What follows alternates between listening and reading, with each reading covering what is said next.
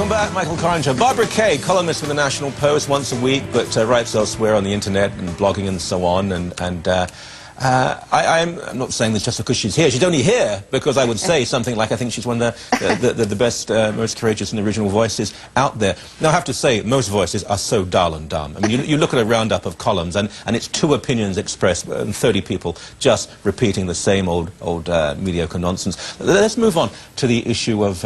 let's speak about feminism here, because surely your success, your triumph, is a product of the feminist struggle. You're a free, independent woman, you can write what you want. But you seem quite hard on shall we say, hardline feminism. I am. I consider feminism actually a very pernicious ideology.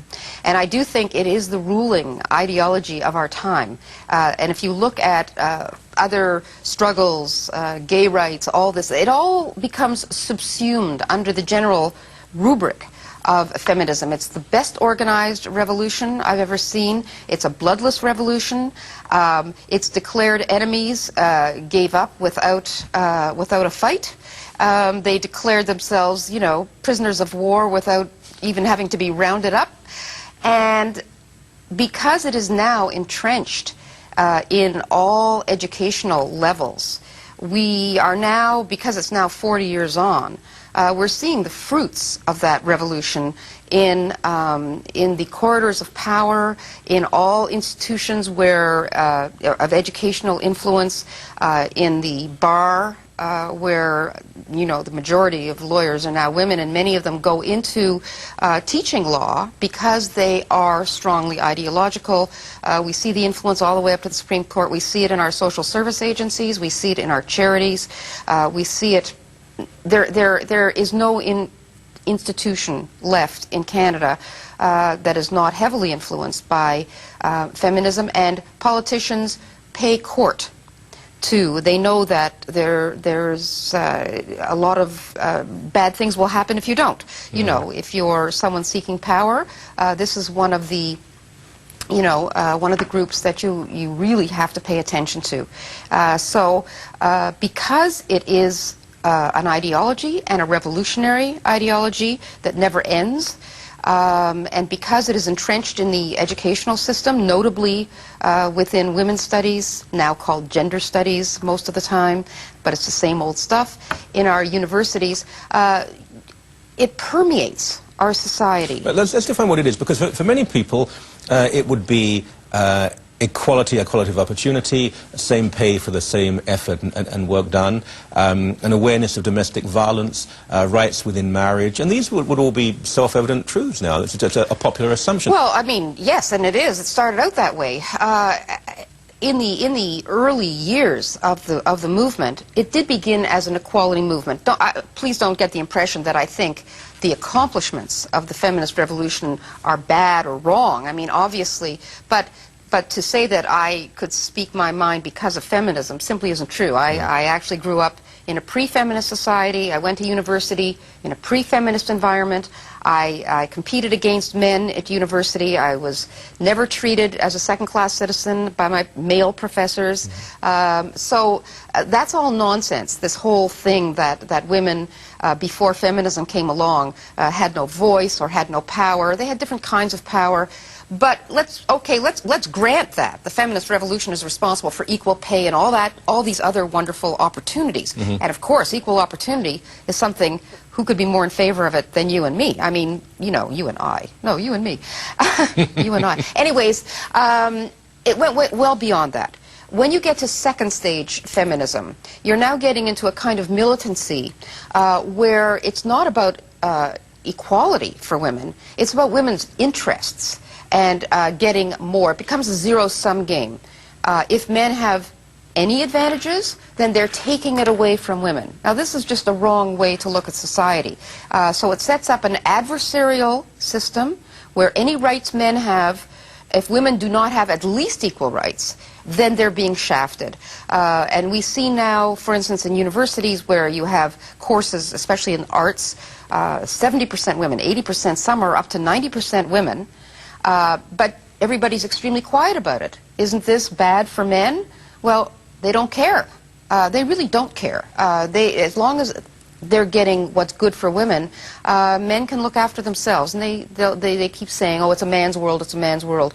You know, this just isn't true anymore. Sociologically speaking, it's very much a woman's world. You mentioned domestic violence. This is something I write about a lot because there's tremendous injustice in this area. There are, what, 500-something shelters for women, not one for men.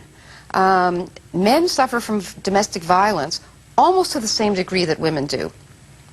Canadian Stats Canada shows domestic violence is bilateral. It's almost 50-50. Yes, women, when it gets to the violence stage, which, by the way, is extremely marginal. If you look at the whole domestic violence picture, and you look at the number of extreme acts of violence, it's so nugatory that we should set that aside. General violence, hitting, smacking, slapping, knifing, all this stuff is almost 50-50. Men don't talk about it. Men won't go to the hospital and say why they're there with blood oozing out of them. You know, they'll say they had an accident. Women are more violent to children than men are.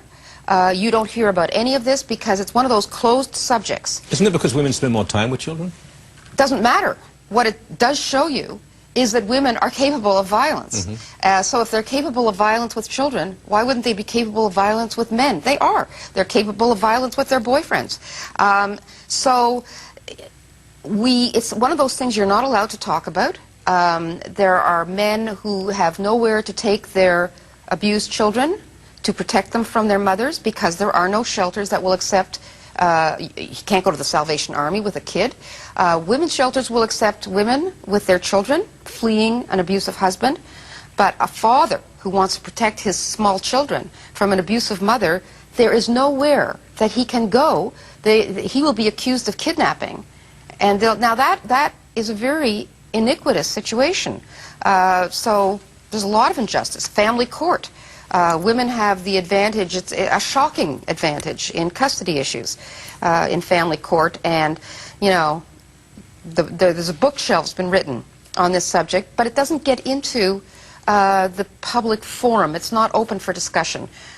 We've now got to the stage where the best interests of the children now coincide with the best interests of mothers. That's really the received wisdom on this. Fathers are a forgotten group. It's an orphan topic in the media. I write about it as often as I can, but you know, if I write about it too much, then I begin to look like a ranter and an obsessive. But it's certainly one of the subjects very close to my heart because I think that it's just it's like a taboo subject, and things that men's pain is just not noticed, and it's not cared about, and that's one of those things that we've just sort of accepted. It's part of the air we breathe. It's what I call misandry. There is a kind of dislike of men. I shouldn't say hatred, but a sort of feeling men don't matter. Men can be laughed at, men can be ridiculed, men can be spoken of as a group, as being violent, or look, the Montreal massacre, perfect example. The White Ribbon campaign and the whole educational system is full of the idea that men are inherently violent, that Marc Lepine is kind of somehow representative of a strain in men that is almost universal. That's a terrible thing to say about any visible group. I think that it is a very divisive philosophy. I just want to ask you two things about the Montreal massacre. One is that the Islamic context of the murderer has been expunged from this story. Yes. The name that he originally had and his father's name and so on. The other aspect is the men who allowed the women to be separated and even allowed someone to... I mean, I would not be a hero, but if a group of us ran to stop something, I would certainly join in. They allowed this person to reload. They said yes to something which people have said no to for many, many years, and we've always condemned collaborators. Is that also the latter a byproduct of the feminist victory, that men felt emasculated? And why is the media so terrified to mention that this man had any Islamic connection in his past? Well, the Islamic part, they are terrified to mention it because that would put them in a very bad double bind. Because if you talk about him as a generic male, then you can say, oh, he's violent, he's this, he's that, and all men share in his shame. But if the Islamic name is allowed in, then suddenly you're saying Muslims are violent. Ooh, we can't have that. So I think that there was a deliberate attempt to forget that he did come from an extremely misogynist father. His father beat his mother.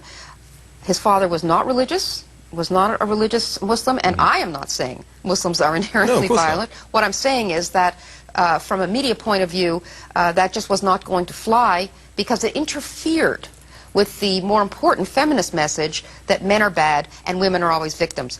The second part, the fact that the men allowed it to happen, I can't comment on that because in the shock of this happening, it's very hard to say I would have or they should have. So I'm a little leery about saying that that is a factor, the emasculation thing. You know, I just don't want to say that. There was I'm not saying they're identical, but some years ago, I was a very young man at the time, there was a terrorist group in Northern Ireland who stopped a bus of workers going to a job, and they asked all the Catholics to get out. And the Protestants said, no, we're together. Now, it was everyone was killed in the end. It was absolutely horrible.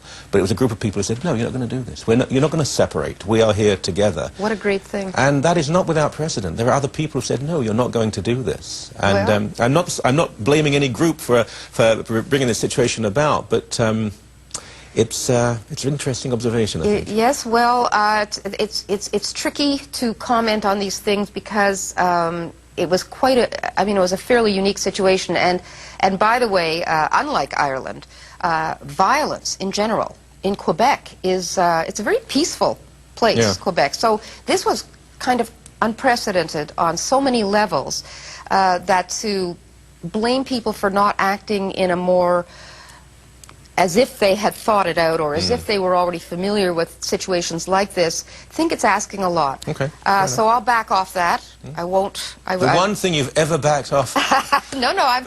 You know, when I don't know, I'm the first one to admit it. And oh, it's never stopped me. Back in a few moments on the Micheal Coren Show. We'll see you soon. Don't go away. Don't go away. Welcome back, Micheal Coren Show, and it's half-time, and we sort of reintroduced the panel at half-time, but it's a little bit redundant here because it's only Barbara Kay. Only Barbara Kay. It is just the single person, Barbara Kay, columnist with the National Post. Let's move subject. You mentioned victim groups, the cult of victimhood that women have achieved over